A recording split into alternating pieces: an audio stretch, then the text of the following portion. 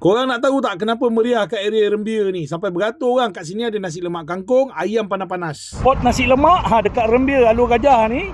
Ni dia. Nasi lemak warisan mak dekat sini. Dia tak kisahlah bulan Ramadan ke tak bulan Ramadan, dia memang dekat sini. Bila bulan Ramadan aku tengok nasi lemak dia double sedap. Jumpa dia. Nasi lemak kukus warisan mak ni bukan buka Ramadan je, hari biasa pun dia buka, tapi Ramadan ni lebih special lah dengan lauk pauk yang dia ada ni. Bermula daripada nasi lemak biasa RM4 hinggalah lauk pauk yang kau add on tu. Rahsia sedap dia abang bagi tahu, ini sambal warisan mak dia ni. Paling win dekat sini ayam goreng panas-panas dia. Bukan customer je berebut, owner pun berebut, nampak?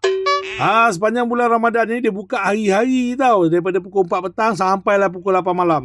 Memang aku garanti lah, siapa yang dah pernah rasa nasi lemak kukus warisan mak ni, dia mesti repeat balik. Maaf lah kalau video ni lalu time korang masih lagi berpuasa, sebab ini time berbuka ni. Kalau agak-agak terliur tu, pergilah petang ni betul-betul dekat Jalan Besar Rembia tu, dekat depan je jantas je tu, nasi lemak kukus warisan mak.